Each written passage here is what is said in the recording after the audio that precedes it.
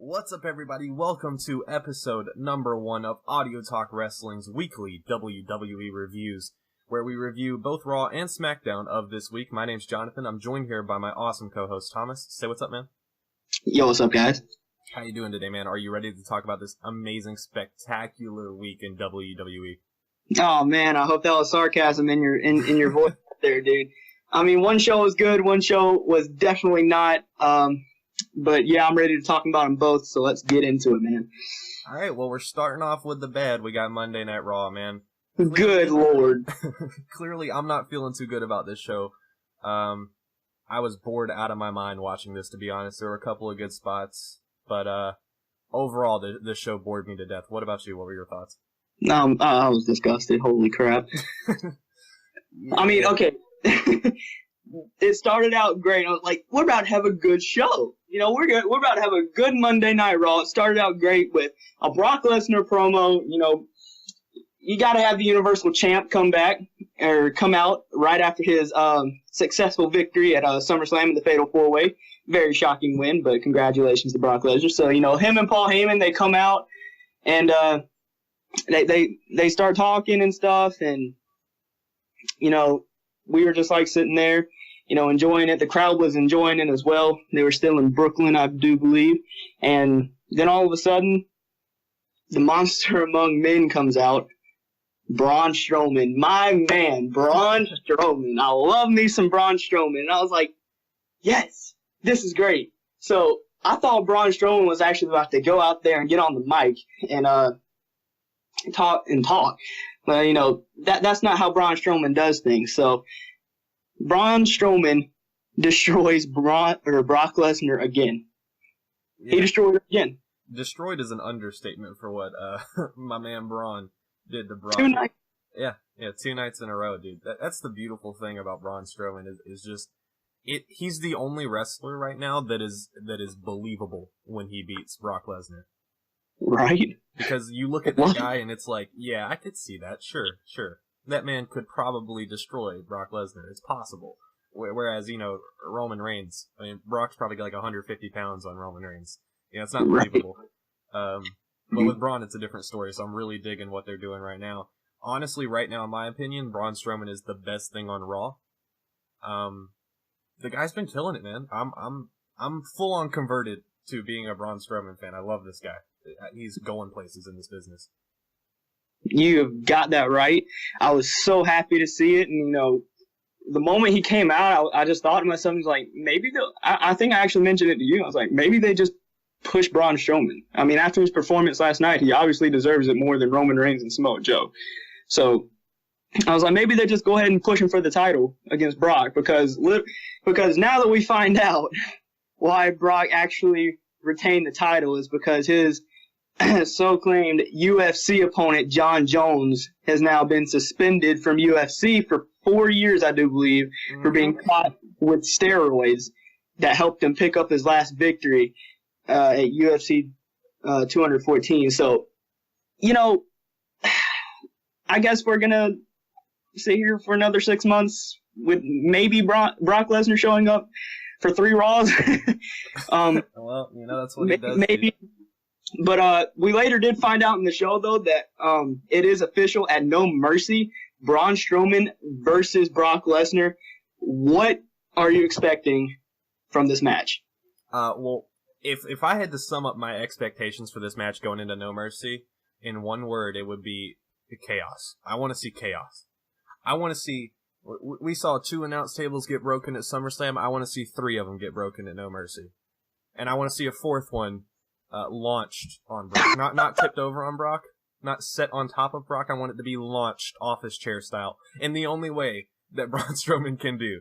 I want to see multiple office chairs. I want to see barriers broken. I want to see chaos. Because that's what makes Braun Strowman amazing. And I think that if the stars align like they are right now, this is going to be a pretty good show for No Mercy with this being the main event. Assuming that they don't fill it with other mid-card garbage like they did at SummerSlam. No Mercy, so far. I know we only have 1 match, but so far it's stacking up to be good. This should be a good main event. I'm excited for it. I don't know for sure who's going to win. If I had to guess, I would say Lesnar. Rumor has it that right now the original plan for Lesnar versus Roman Reigns at this year's WrestleMania is going to be put back on place because now we don't have the question on whether or not Brock is going to the UFC. He probably will go after this WrestleMania. So if he does face Roman, does that mean he'll be doing it for the Universal Championship? I don't know, probably.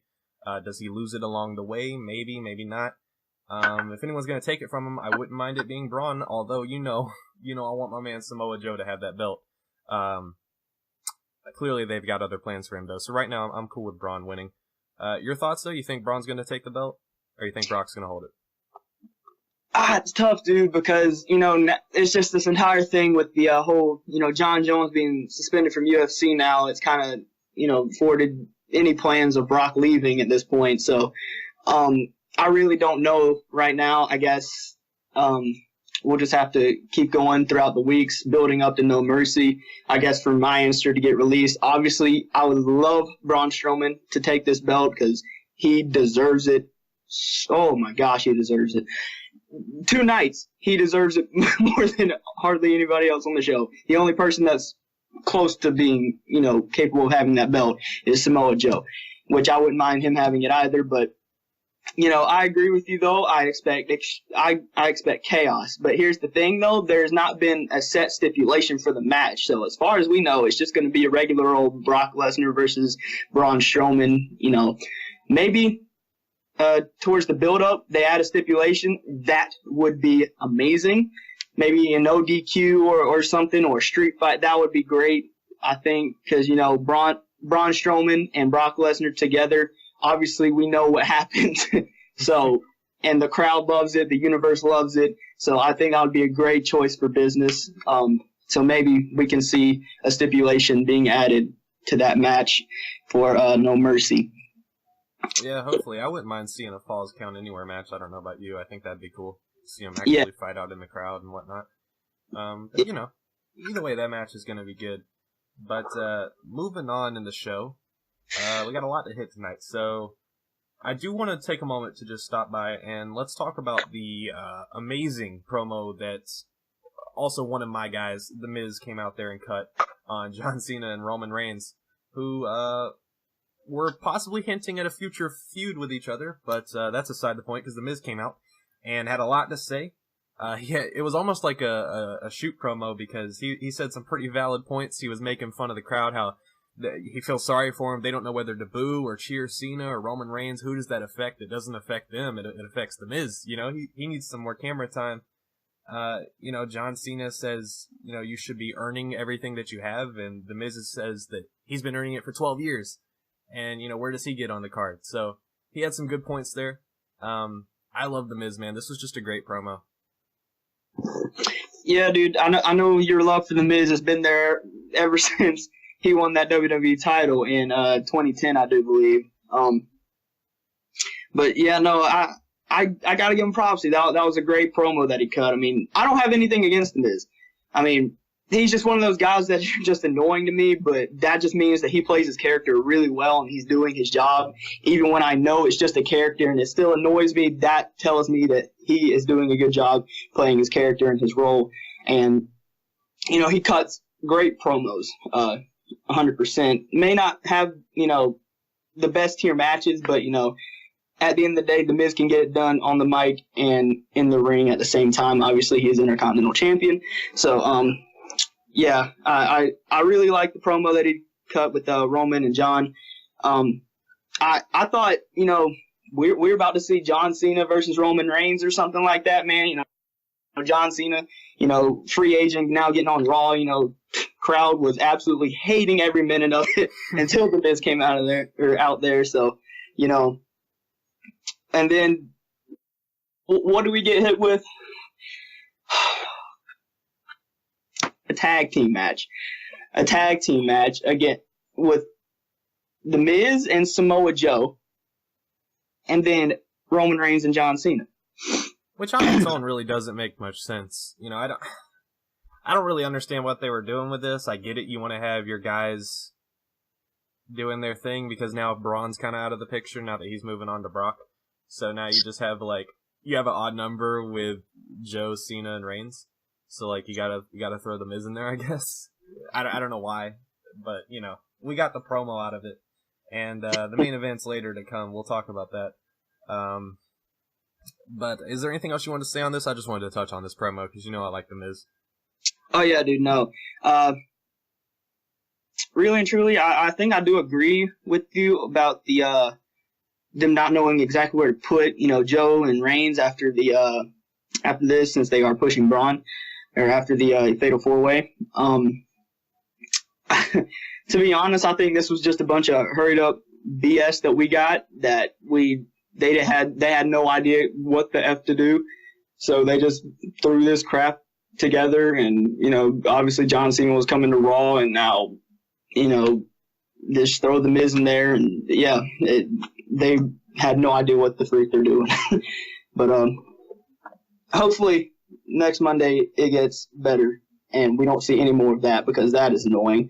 But anyway, I think that's all I got to say about the Miz promo. I will say one last thing, because it was interesting that you comment that it seems like they don't know what they're doing. But don't you remember a time in WWE where things happened and you were like, I wonder where this storyline goes? And now when things happen, it's like, what is going on, dude? Because you don't ever expect anything to go anywhere anymore, because I don't know what they're doing on creative, man. I miss the good days of WWE where you had the trust that a storyline would actually go somewhere in a logical direction, and now it's just like, oh boy, what circus ride am I going to go on next, man? I miss the good old days, dude. I mean, it is what it is. Moving on to possibly the most disgusting thing of the night, and that's saying something, because this show was disgusting on its own. But put the cherry on top, dude.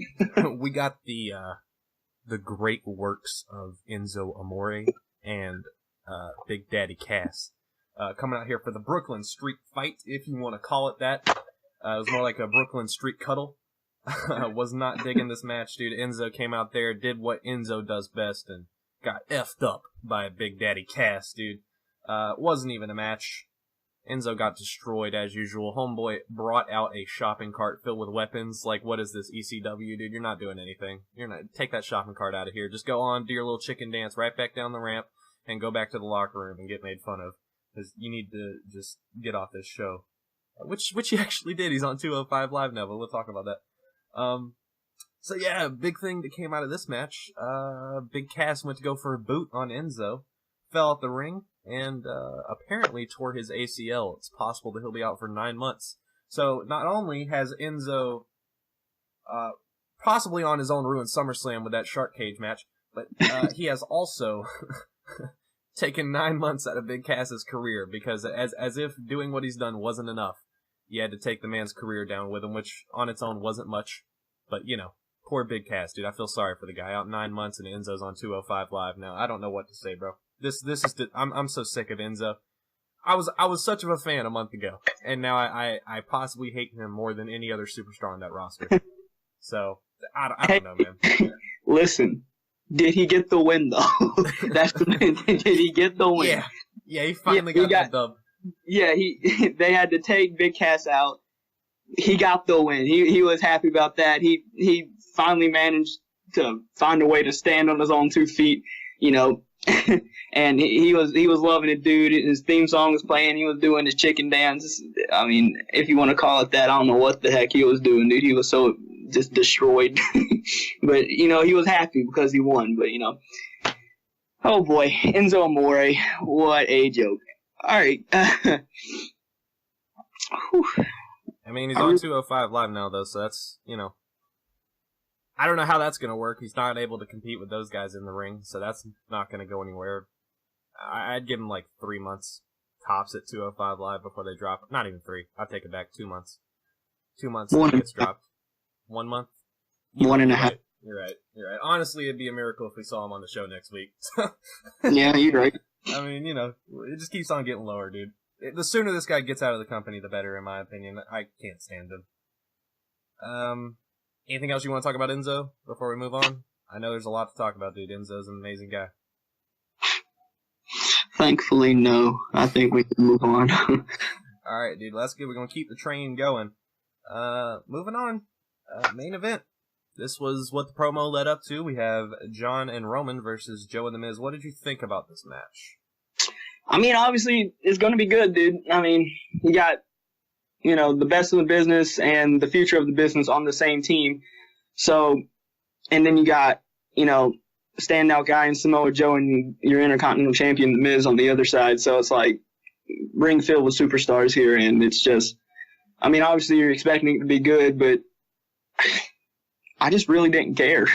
Like, no. I didn't care. I'll tell you who else didn't care. Honestly, I thought this match was decent. But you wouldn't have been able to tell from the crowd who were throwing, they weren't throwing beach balls, but they were doing the wave again. And they were goofing off. Good old Brooklyn, man. It's been a long weekend. SummerSlam killed them, dude. They're trying to wind down from this party. They were doing the wave. They were really digging the match. They had the beach ball. Oh, wait, did they have the beach ball?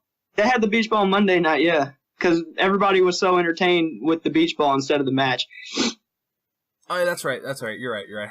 Then anyway, they had a beach ball doing the wave. Honestly, in my opinion, if you're a wrestler in that ring, especially when you're caliber of Cena, Joe, and Reigns, Miz in that ring, and you're seeing the crowd doing that, I mean, that to me is a red alarm that something you're doing isn't working, or you need to do something to fix this. And I think that they got that done. They did win the crowd back over towards the end of the match, which I was glad to see. So, props to those guys for winning that difficult crowd back over. It's sad. It's sad that because it was a decent match and the crowd just wasn't into it, but they won them over at the end. So props to those guys. In the end, our Superman John Cena gets the AA on the Miz, pins him, gets the dub, and that's it for the Miz. He probably won't be involved with these three guys for the next couple of weeks, or at least the foreseeable future. I want to ask you, do you think that since it was hinted that Cena versus Roman will probably happen eventually, do you think they're going to pull the trigger on this now and we'll get the match at No Mercy and that's where this was leading up to? Or do you think that that's going to come later? Or do you think it's going to come at all? I mean, obviously towards the end of the match, of the tag team match Monday night, I think it was Joe that had the coquina clutch on Cena or something like that, and Joe moved out of the way when Roman went to super punch Joe to get him off of Cena, and he jaw-jacked Cena. Could have very well cost him the match for doing that. And, when John Cena delivered the AA, got up, and the referee was holding both Roman and Cena's hand up, John Cena was steadily having that hand on his jaw, just giving Roman Reigns a look that kind of just made you think, what you doing, Roman?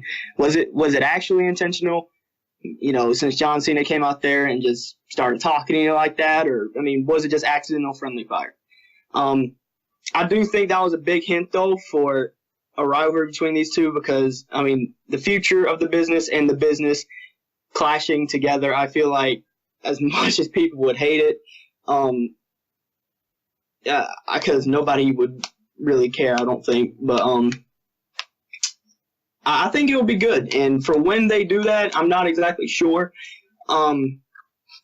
If they want to try and do it at No Mercy, I'm down for it. If they want to wait till like Survivor Series when the pay-per-view is a little bit bigger, that would be good too. I highly doubt they'd wait till Mania to do it, even though that would be a really good match for WrestleMania. But, I'm not exactly sure when they're going to plan this. we just kind of got this thrown at us Monday, so I feel like we just wait a little bit, see where it all takes us, and then maybe a little bit more clarification gets shown as to when maybe they'll have this match between Roman and John Cena.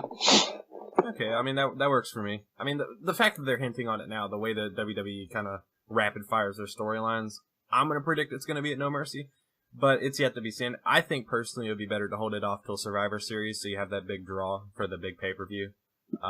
Because really, who cares about No Mercy? But hey, maybe that would be the draw for No Mercy. Cena versus Reigns, passing of the torch match. It depends, when Cena has to go film Transformers. That'd be a good way for him to go out, go ahead, pass the torch on to Roman. We all know it's going to happen, so don't even, there's not even any point in complaining about it, because it's going to happen, guys. So Cena passes the torch to Roman, goes films Transformers, leaves for a year, comes back or whatever, becomes a part-timer. Roman officially becomes the guy, if he's not already now. So, whatever, dude. No Mercy Survivor Series, I don't care. It's gonna happen, though. So that's pretty much it for Raw. I'm gonna wrap up Raw right there. We're about to move on to SmackDown, so don't go anywhere. But, who is your MVP for Raw tonight? Obviously, Raw was disgusting. So definitely not my show, but my MVP I gotta give it to my man Braun Strowman, dude. 2 nights in a row of destruction of the Beast incarnate, dude. You gotta give it to him. He's absolutely killing it. Find out that he's getting pushed for the title at No Mercy. I was so excited, so I gotta give him the MVP once again. Okay, that's good. That's good. I partially agree with you. I'm going to say Braun Strowman is my honorable mention. I got to give it to The Miz for that promo. You know how I like The Miz. I thought that was really good. I'm just kind of doing that to be different, but, Braun Strowman, he killed it, so. Yeah, The Miz was my honorable mention, though. The Miz was my honorable mention. All right, so we're pretty much in agreement there. So, MVPs for Raw were Miz and Braun Strowman. Overall, disgusting show, but with a couple of interesting setups for No Mercy with Braun and Brock. That's pretty much all that was, which is pretty sad for a 3-hour show, but, Moving on to SmackDown, this was the saving grace of this week, in my opinion, because we had some really, really major things that happened. So, overall, bro, your thoughts on SmackDown? Oh, dude, I love SmackDown, man. I loved it. Okay, so this made me so happy. I don't know, you guys have got to go tune in to our SummerSlam review if you haven't done so already, to hear the prediction that I made for the U.S. title and AJ Styles.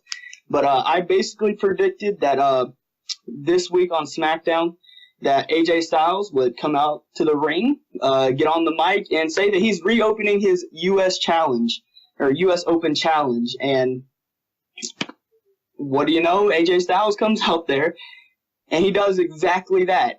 But my thing was that when he says somebody, just bring somebody out, get a challenger out here. As most of you guys know, at the NXT TakeOver, Drew McIntyre beat Bobby Roode for the NXT Championship. So I figured that they would bring Bobby Roode up, and then maybe for, the U.S. Open Challenge, they would bring him up to maybe face AJ Styles. And I would love that because both of those guys are amazing. But anyway, KO's music hits, and my depression just begins right there. But I love KO. I love Kevin Owens. He's a good wrestler. But he comes out there and he's talking and saying that he got screwed once again because of referees. And then Shane comes out there and AJ Styles was just like, no, I'm done with. You're just whining and complaining now at this point. And then AJ Styles, with the confidence that he has, he tells Shane, he's like, you know what, if he wants this match, let's give him the match. Let's make it happen tonight. I'll beat him no matter what. So anyway, Kevin Owens is just like, okay, fine, but I want to pick the referee because clearly none of the referees that are picked for my matches can do the job. So, he basically just, it ends, they're arguing, and, Kevin Owens goes on the hunt for a special guest referee for the main event's U.S. title match. Yeah, so all in all, interesting promo to open up the night. We got our setup for the main event, Kevin Owens versus AJ Styles with the guest referee, and man, let me tell you, they could not have picked a more irrelevant guy for the guest referee, but we'll get into that. First, I want to go ahead and start talking about Bobby Roode coming back. The actual entrance of Bobby Roode against Aiden English. He didn't come out for the for the open challenge for AJ Styles, but he did come back for Aiden English, which, let's be honest, dude, Aiden English better than AJ Styles anyway. I mean, if I'm coming into WWE, first thing I want is Aiden English, bro. That is my man right there. That's who's going to bring me up on the roster. Aiden English. What'd you think of this match, bro? I mean, Aiden English, dude, it's a great match, but no. Everything that man is just complete gold. Anyway, but, Aiden English, he comes out there and he starts doing his singing gimmick or whatever, and this is like somewhat after the promo that we just got with AJ, Shane, and Kevin, and, Pressions kicked in because I really wanted to be Bobby Roode that came out there instead of Kevin Owens. But then, Aiden English, you start singing and all this stuff, and then boom, the Bobby Roode theme song hits. The crowd pop was insane. I got hyped because at least he's here. At least I got it right that he's here. And so he comes out there and he faces Aiden English, and I'll tell you, dude, Bobby Roode is a really impressive superstar. Yeah, he's super charismatic. I loved watching him work in this match. He got it was what it is. It's a squash match. He's introducing into the main roster. He's got to get his good moments in there, and he did. He looked great in there, man. That guy has extreme athleticism. He looks good. He's got a good theme.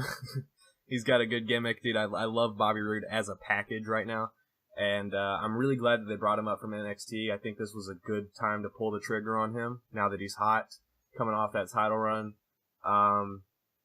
Do I think he's going to be main eventing a pay-per-view anytime soon? No, but I think that he's going to be a good face for the mid-card level, and hopefully next week he will be coming out for the U.S. Open Challenge. Now that the whole AJ Kevin Owens thing is kind of over with, I'm hoping he'll come out next week.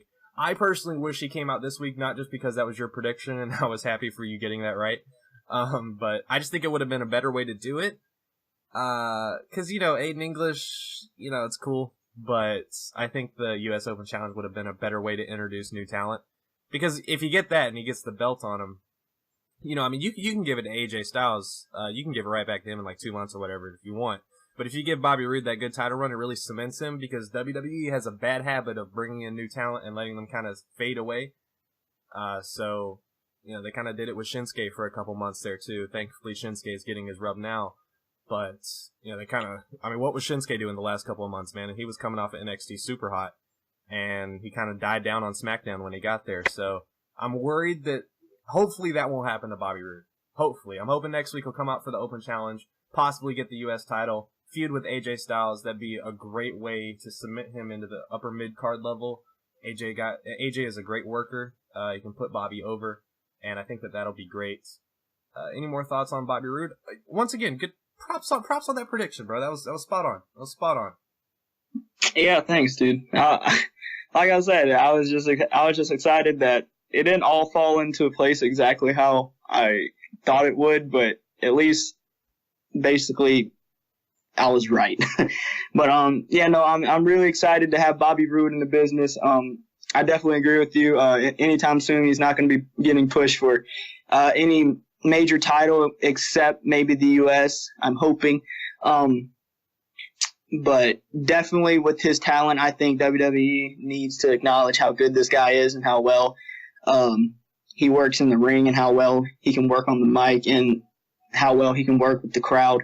And I definitely see a WWE champion in Bobby Roode in the near future.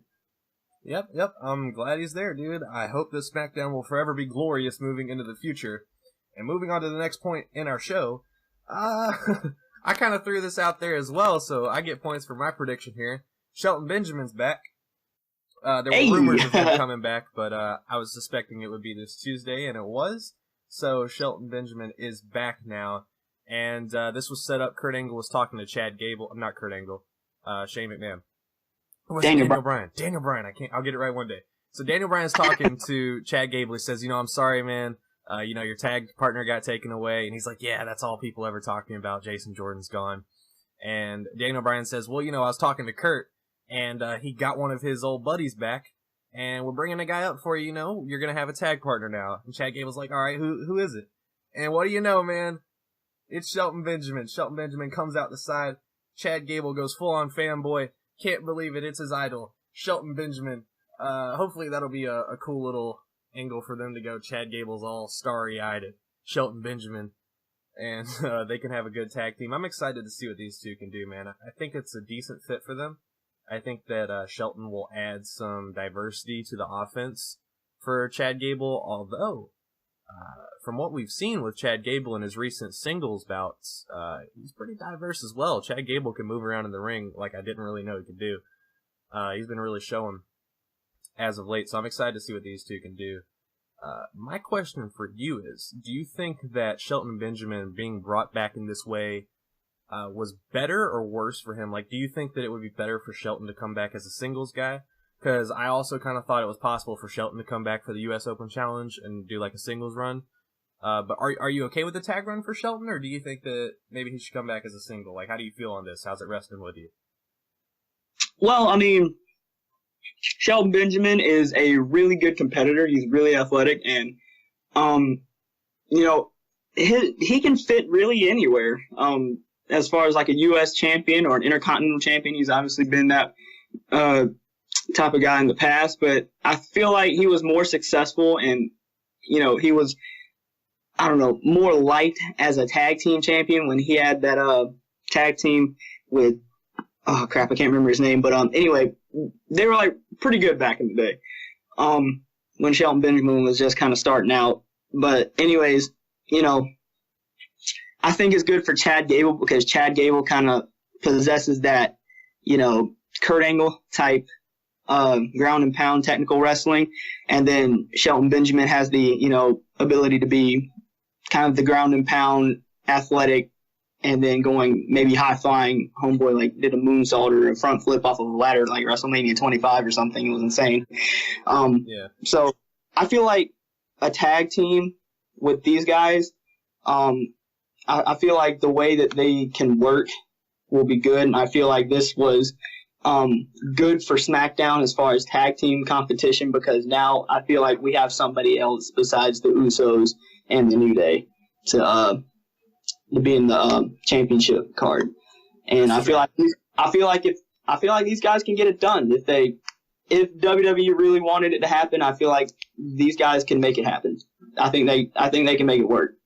That's true. That's a good point talking about the tag team division on SmackDown, because as we know, the tag division on there is kind of lacking right now. Not that there's not any good teams, it's just there's not a lot of them. You got the New Day, you got the Usos. That's about it, though. The Usos are killing it. I like them being champions, and it'll be good to have them someone else to work with.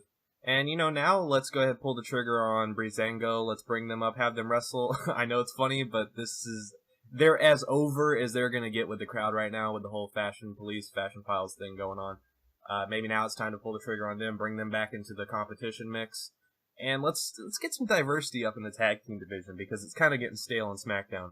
I don't know how many more times I can see New Day versus Usos and not throw up at a pay-per-view. Despite them having really good matches, I'm sick of it. I need something new, and I'm glad that this is happening. Add some diversity to the tag division. And, is there anything you want to talk about before we get to the main event of SmackDown? We're kind of running short on time here, but is there anything you want to mention? Yeah, there's a couple things. Dolph Ziggler's back, and he had an interesting promo. I'm not going to discuss exactly what he said. It kind of made no sense. Dolph Ziggler's back. We'll see where that takes him.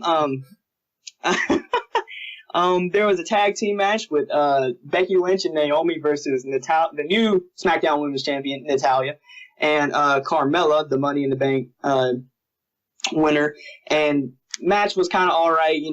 More than likely, everybody expects Naomi and Becky Lynch to pick up the win since Naomi did lose the title at SummerSlam. And, of course, they did. It was, I don't know. I just like seeing Naomi. I just like seeing her interest. I like seeing the way she wrestles. I'm a fan of Naomi. Speaking of things like that, though, Carmella has a new in-ring attire. She's got a new little one-suit thing going on. I like it. Yeah, she's looking fine in that ring, dude. I will say I don't like the cheesy font and the Microsoft clip art money symbol, but they'll fix that over time, dude. But I like the new attire for her. I think it's going to be good. Just a slight comment, though. Just like slight comment. Doesn't really have any relevance, but I'm glad that they're giving her something new to wear. Oh, I am too. She looks good, dude. Yeah. But yeah, anyway, one last thing though, they had Daniel Bryan made a 2-on-1 handicap match with Nakamura going up against the Singh brothers. Yeah, you heard me right. To give Nakamura some revenge. Obviously, Nakamura did he ever pick up the win, or did Jinder Mahal get involved? I can't remember. He did get a clean win on the Singh brothers, but Jinder Mahal came in after the bell ring and kind of got a hit on him. Which is good because this means that they're continuing the rivalry with Shinsuke and Mahal, so maybe we'll get a Nakamura championship run soon. Hopefully, fingers crossed. Yeah, this match is what it was. I wasn't too interested in it. I was glad because it meant continuing the storyline, but at the same time, I was bored out of my mind watching this match because it's the Singh brothers, dude. No one expected them to put on a good match. It is what it is. I don't like Mahal either. So. But at the end, I thought it was kind of cool that they still did this and have Jinder Mahal kind of interfere, and then him getting destroyed by Shinsuke. That kind of, in a way made Nakamura, prove his point that he should have been champion. I kind of put the final nail in the coffin that he should have won it no matter what. It was kind of a fluke. But, I'm glad that they're continuing on with this rivalry. And I think let's get on to the main event. All right, dude. Main event.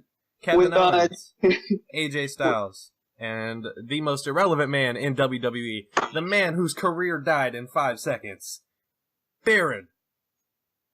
The Lone Wolf Corbin. Guest referee. Actually, it was 3. Huh?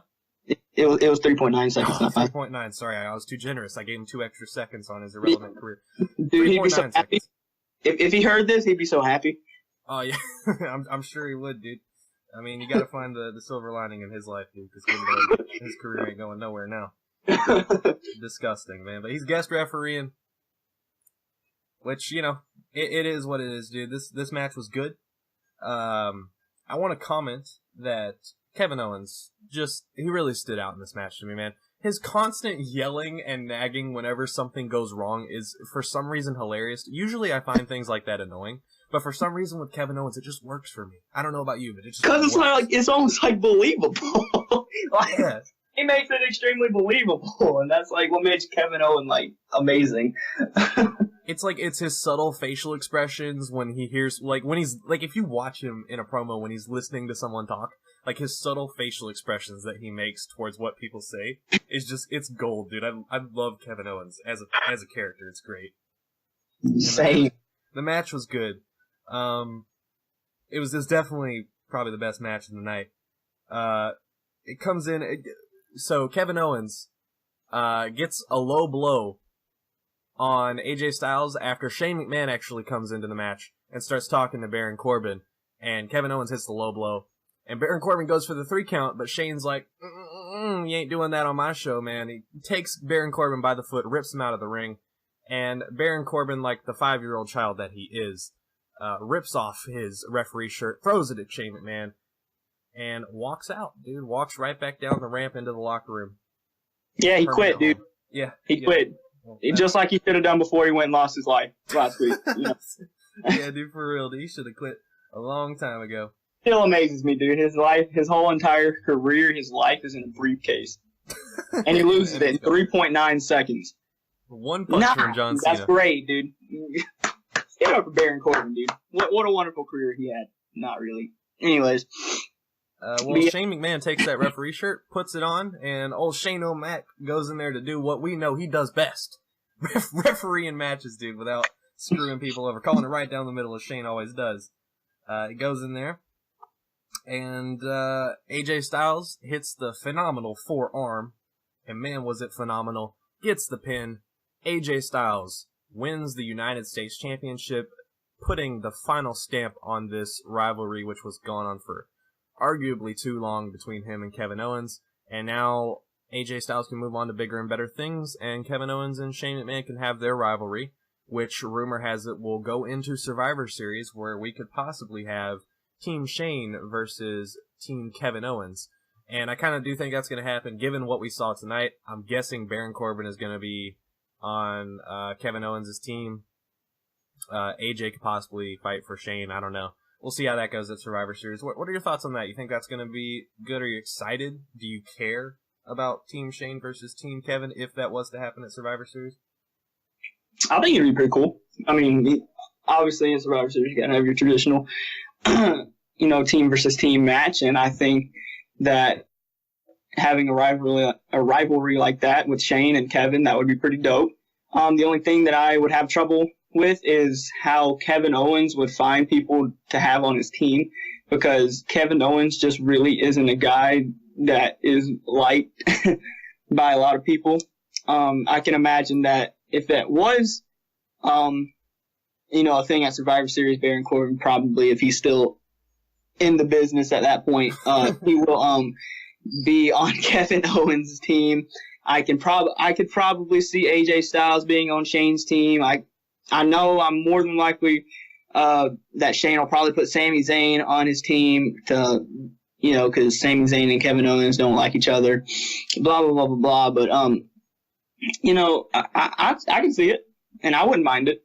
Well, Kevin Owens tried to pick up Sami Zayn that night. He visited him in the locker and talked to him.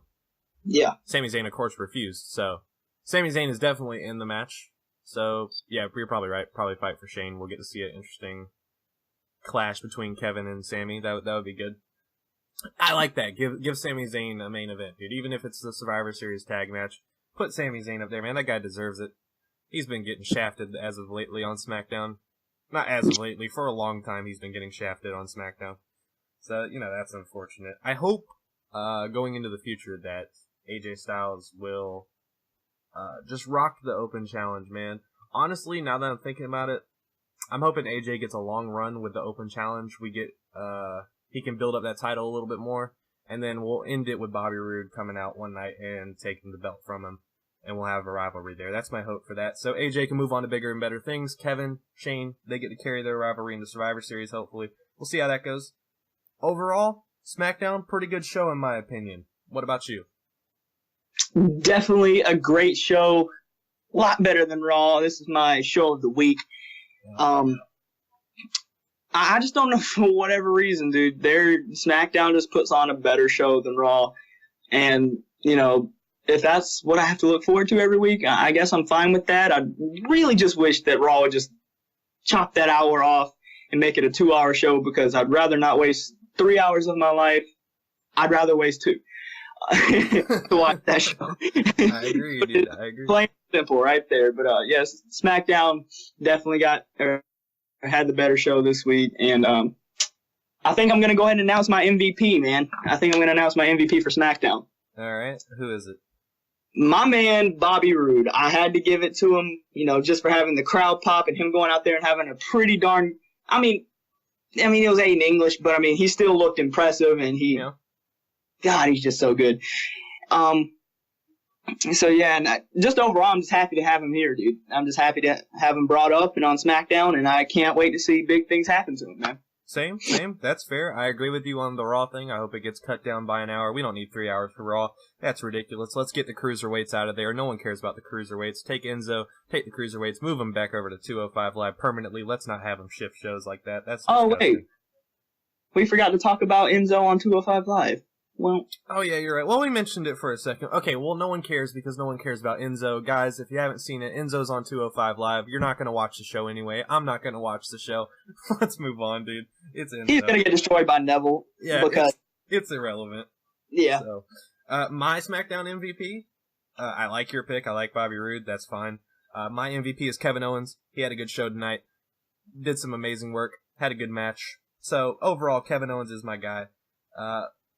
But I'm with you. I'm glad Bobby Roode is here in the business. Hopefully good things are to come from him. Which, we'll see. We'll see how WWE plays that card. But yeah, my MVP of the night is Kevin Owens. I enjoyed what he did tonight. SmackDown overall is my show of the week as well. Raw was god-awful this week, let's be honest. But I'm forgiving, dude. I forgive WWE more than I should. Hopefully next week we'll have a better show.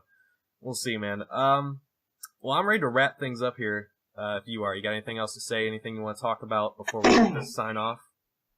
I think I'm good, dude. I think we covered everything we need to cover, and ready to wrap show up, man. All right, man. That's great. All right, guys. Well, once again, thank you so much for watching. This has been episode number 1 of our WWE Weekly Review from Audio Talk Wrestling. My name's Jonathan. This is Thomas. Be sure to follow us on social media. We have Twitter, Instagram, and YouTube, but you're already here for that. So be sure to follow us on all those. We're trying to gain some followers here. We tweet out every night. So be sure to do that. And thank you guys so much again for watching. We'll see you guys next Wednesday. Peace out, guys. See ya.